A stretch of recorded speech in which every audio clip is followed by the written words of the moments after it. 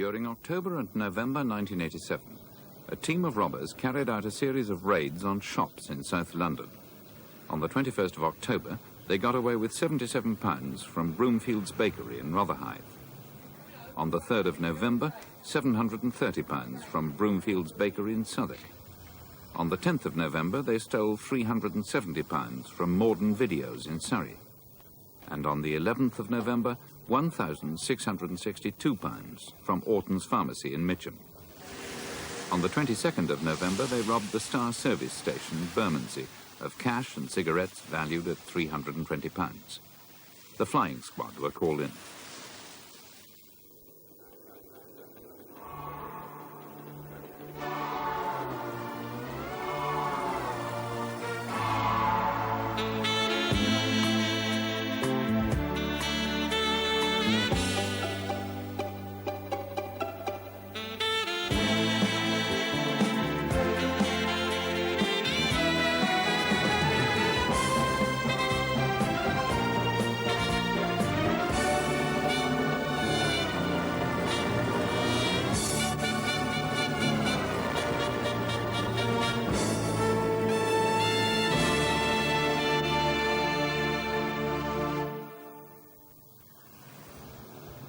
Obviously, we're talking to the culmination of Operation Admiral, which most of us have been on for the last couple of weeks. By the beginning of December, the Flying Squad have found out from an informant the identity of the team suspected of committing the series of robberies. We've identified 2 of the men, Upstill and Griffiths, but there's still 1 man outstanding.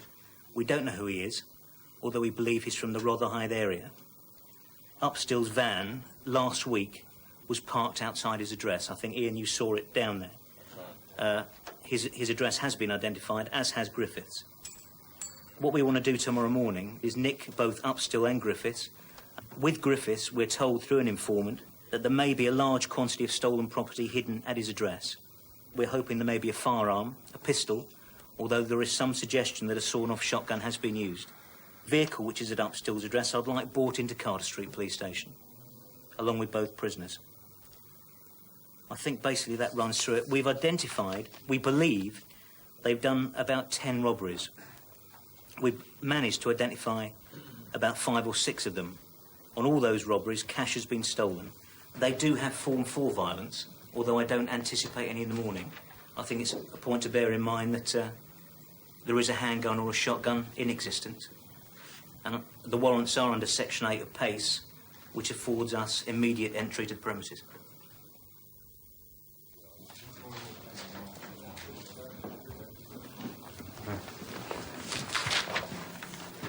That's nice, isn't it? They should have scored at least 3. They had difficulty. They scored almost as many goals as people are on the ground.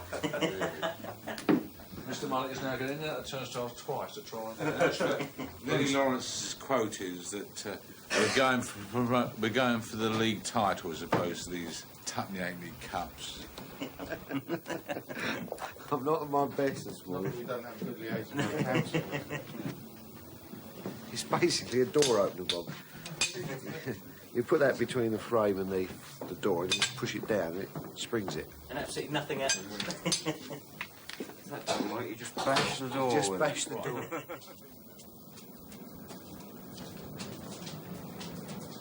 One team of Flying Squad officers has gone to arrest Upstill at his home in Mitcham. Others go to Griffiths' address in Southwark.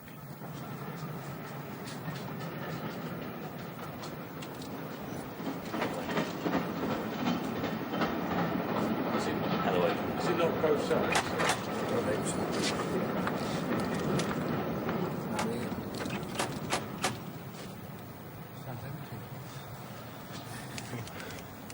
Probably.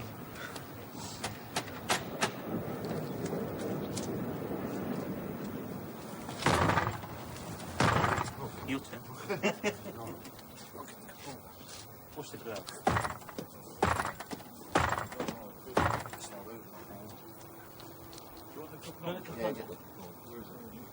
It's in the back of our car.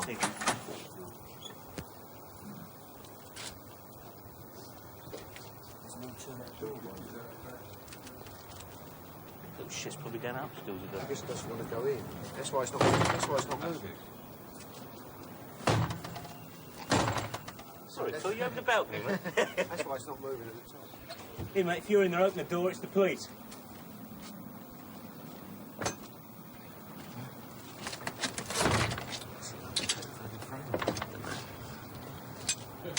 Ready? Do the window. Do the window. Do the window, we'll undo the bolt. Right, ready? Yeah.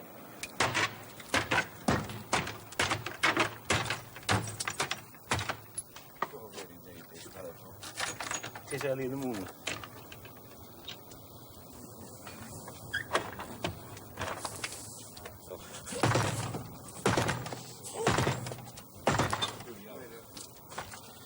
But it's a bottom bolt on there. Just open it. There we go. Push it, Pat.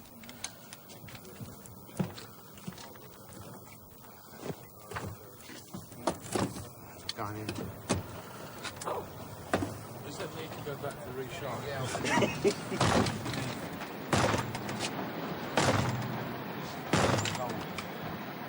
We've got to do that, haven't we? Do that one.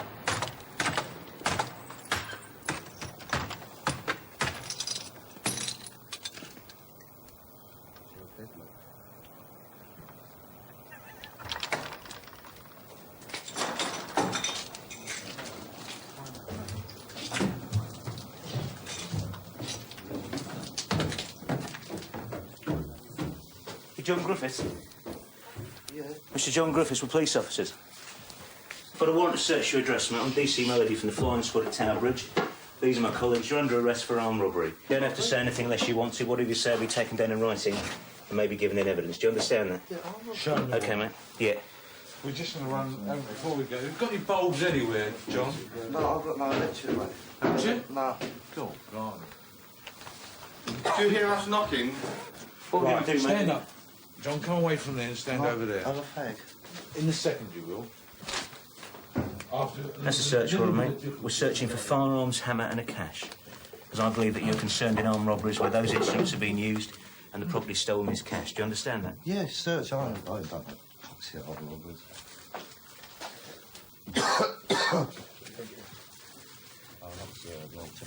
Good enough. Come on. No, I've looked at it. What's that, mate? I don't know. It's been in there. It's been in there, is it? We're taking that with us, all right? Yeah, no. And the gloves? And the socks? Oh, I've got socks all over. Yeah. There's loads over there. Yeah. what's in there, John? No, John, have a look. Besides water. No, no. Yeah, that's fine. When we last in trouble, John? 85. 85. How much more of this have we got to do, Dave? Just over here. That's it done, is it? Right, what we're going to do now, we're going to take you to the police squad. I'm going to hold your arm because you're under arrest. Do you appreciate Yeah, that? all right, yeah. All right, mate. So will someone do me door? Yeah, we'll get all that Yeah, sorted yeah. out for you. All right? Yeah, thanks. Do you want to come back to me? Huh? Do you want to come back to me?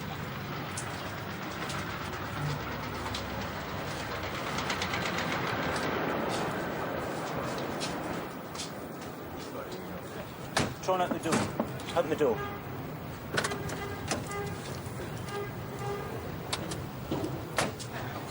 We've recovered a hammer in a yellow bag. We believe, from the observations we've kept, that could well be the one of the weapons used by the robbers. We've also got a helmet. I don't know if you saw. We got a black balaclava helmet. When we were following them, we saw them preparing to put masks on to do a chemist shop in Dockhead. I mean, I'm not saying that is the mask they were using to put on, but it could be. Obviously, we won't know that until we interview the man when we get back to Carter Street Police Station. So you're pretty sure this is the right bloke? I'm confident it's the right man. I think the case is building up against him at the moment. But we'll have to see with the interviews, the other evidence from the other address that's being searched at the moment. We'll have a debrief when we get back to Carter Street so we know fully what's going on. No gun was found during the search of the flat.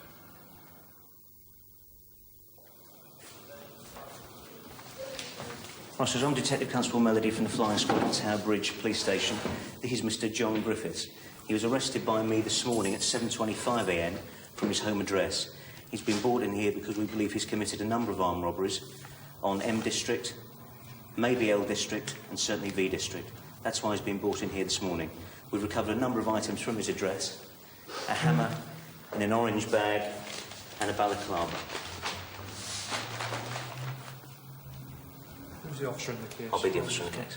Melody, it's Patrick Melody. Okay. Do you want me to call you a solicitor? Well, I don't know. Am I going to need one or what? You're certainly going to be interviewed about the affairs. Well, I'll leave it to you, don't I? Leave it It's a matter for you. But at this stage, I'll tell you that I would request that you be denied access to a solicitor in view that there's a firearm outstanding, there's a large amount of cash we believe outstanding, and there's other prisoners outstanding. And at this stage, I would be making a request of our superintendent that you be denied access to a solicitor. Whenever, you know me. Well, Well, I've got nothing to say to our citizens. If they know what the fuck's going on. Well, you've heard our application. That's what we're saying. At this stage, we are denying you access to a solicitor if consent from our chief superintendent is given. Okay? Yeah. You're saying that you wish a solicitor to be present. Is that what you're saying? Yeah, if you've got anything to ask me, yeah. Right. do you want me to call you any particular solicitor? Or do you Yeah, want, yeah. Which one do you want? David's Hansies, West London. After his arrest in Mitcham, Edward Upstill is also brought to Carter Street Police Station in Camberwell. Although you don't really want me to tell anyone that you're here at the moment, you're going to be held incommunicado, which means without anyone being told you're here for the meantime, because we believe there's property that may be recovered which is outstanding from offences. That's the authority of the senior officer at the police station here. In the meantime, we'll put you down in the cell, and you'll be down to speak to you shortly, let you know what's going to happen. Two, very shortly. Thanks, Paul.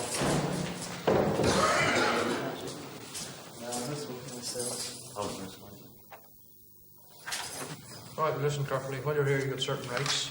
You can have someone informed of your arrest. You can consult a solicitor and consult a copy of the codes of practice.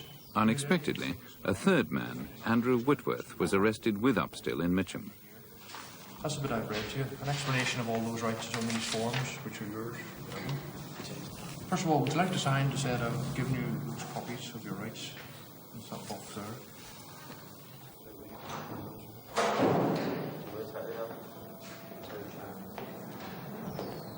Who was at the back of the van?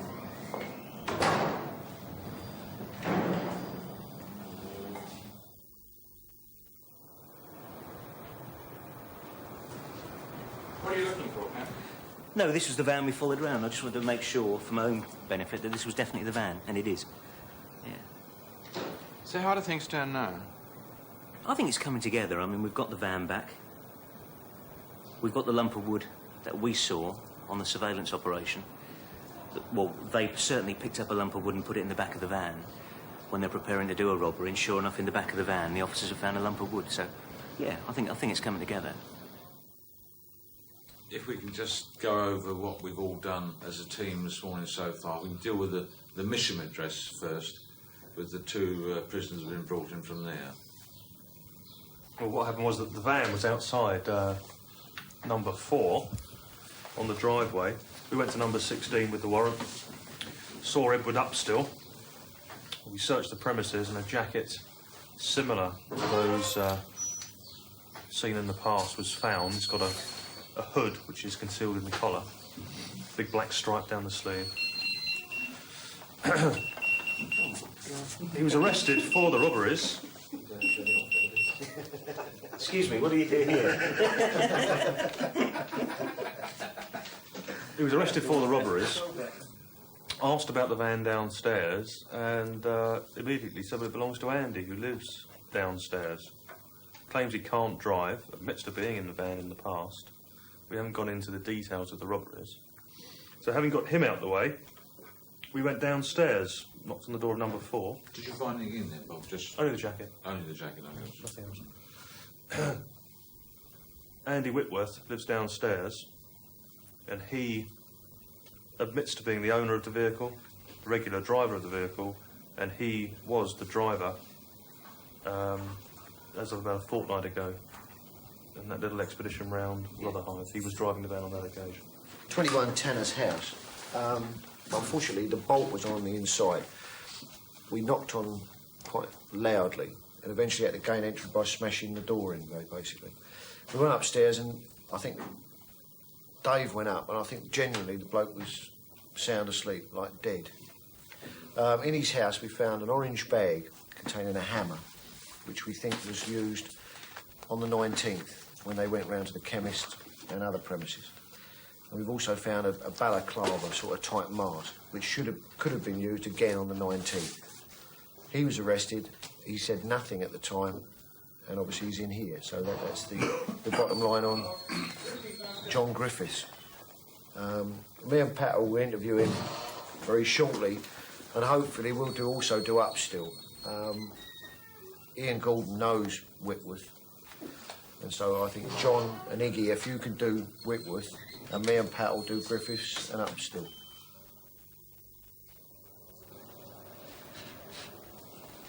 Jeff Martin is the scenes of crime officer. He searches for forensic evidence. Any finger marks? Obviously we want to see who's been in this vehicle. Fortunately, a vehicle like this, it's very dirty, dusty inside, not in pristine condition, so it makes our job slightly more difficult. Chances of getting any marks off this vehicle, unfortunately, the state it's in, are going to be difficult. Detective Inspector Mullet, the senior officer, waits in the canteen while DC Blackman interviews Upstill. He wants to talk to us. He's going to sign him and then get back into Griffiths. They're going to sit down and have a chat how many they want to admit. Yes. So, have you spoken to John? Yes. Yeah, we're happy on that. We think he's the fourth man. He's the one who's been out doing the arresting. Oh, I see. Because we just hit Upstill with Brooker. Yeah. And he reckons. Yeah, sweet. What about the gun? He reckons no gun. No. So what we're going to do is roll the gun out. Yeah. He said it was a hammer, wrapped Really? up in a bag. He said we done that, and he said I don't know what they thought it was. So, but we've still got somebody outstanding. We've still got a knife and someone outstanding. So, when is John? You're finished Pro Tem at the moment, We're just interviewing Upstill. We're just starting to interview Upstill. and then will we have a trio? And then we'll have a trio for the Malden, and then we'll have everyone be interviewed. And then what we can do is get back into them regarding Pacific's fire. Right, so that's it. Yeah. So, Yeah, the position is... Colin? Oh, he's gone. Detective Sergeant Stratford has interviewed Whitworth. I mean, have you more or less finished him? No, the position is he admits the robbery at the video shop on the 10th of November, saying that he drove them there, knowing that they were going to commit a robbery. The most relevant thing to come out of it, conversation in the car on the way back. John Griffiths says to Ted, the woman said, "Why rob me? I've got nothing." And he said, "Well, that's the reason we're robbing you, because we got nothing." And they went back. He got £33 out of 300. So I said, "Well, they must have had you over." And he said, "Well, that's about right." I've cut price driver. Yeah. And he says he drove them on 5 further days. One day in particular, they went to Essex, looking at 2 special places to attack. They weren't suitable. No occasion did he see any weapons, any guns or any knives. Upstill agrees to take the squad to his home to show them the hammer he used disguised as a firearm.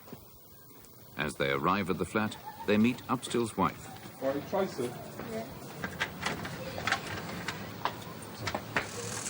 The kids in here. No, next door.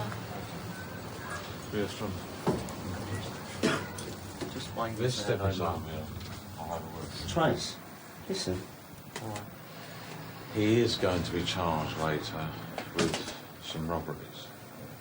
He will stay in custody overnight at Carter Street Police Station, and tomorrow morning he'll be appearing at court. Now, it will be Camberwell. It's not worth you coming. Just say to my mum, Teddy said, will you be prepared to stand ashore? Because I live for My better. mum wouldn't even get in touch with Susan. Oh, she said. She told me she didn't have the number. I went up there. No, she ain't got the number to me, Big. No, I went up Baldwin. Baldwin, I mean. Yeah. Just say, Teddy said, will you be prepared to stand ashore tomorrow? What we've come here for is an item which Ted's left behind. Upstill retrieves the hammer from under the stairs. Where's the bag? I ain't got the actual one. I can get a bag, but just... No, that's all we wanted. All right. All right? Okay, all right. Oh, I'll take them and give them to my mum. That way if you lose yours, you've got something. Okay. Right, Chase. See you later. Bye-bye. See you later, Trey. See you later.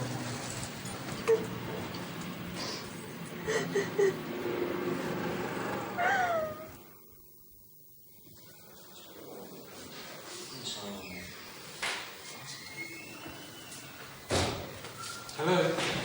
Oh, good afternoon. Is Mr. Nelson there, please? Oh, it's Inspector Malik from the Flying Squad Operation.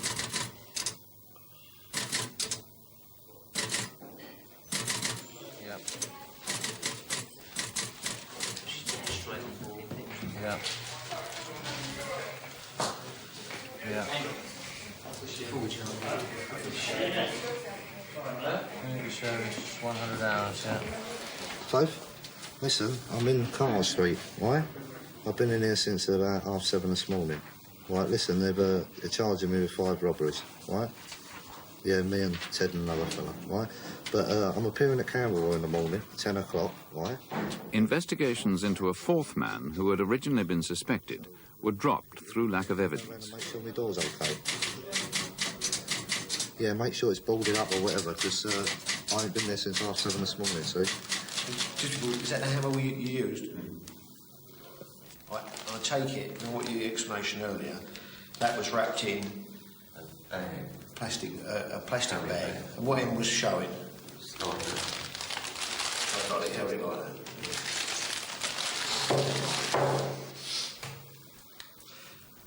You understand you're still under caution anyway, don't you? You don't ever say anything you don't want. Can you tell me how many robberies you used the hammer on? Chemist.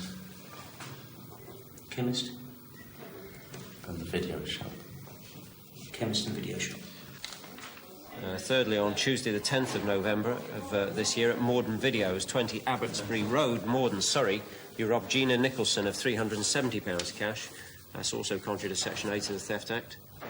And then lastly, on diverse dates between the 19th of November 1987 and the 1st of December of 1987 within the jurisdiction of the Central Criminal Court, you conspired together to commit armed robbery on various premises, i.e. betting shops, chemists and booking offices.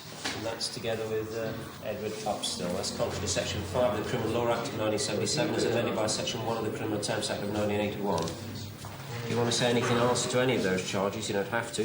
What you say may be taken down and given in evidence in court. No.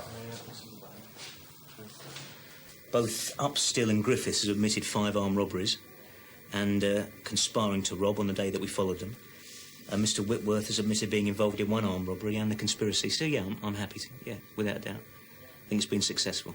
Had these 3 been more experienced, would they have been tougher to crack? Yes, without a doubt. Yes, I think they're inexperienced robbers. This is the first time they've been out robbing. But these are the sort of people who graduate from hammers and knives to firearms. I accept they're not big league villains as such, but they are the people who will ultimately cause serious injury to members of the public. On the 27th of May, 1988, at the Inner London Crown Court, Andrew Whitworth pleaded guilty to 1 charge of robbery and was sentenced to 4 months youth custody. Edward Upstill pleaded guilty to 5 charges of robbery and was sentenced to 4.5 years imprisonment. John Griffiths pleaded not guilty, claiming that his previous admissions of guilt had been obtained under police duress. He was found not guilty on all charges and discharged.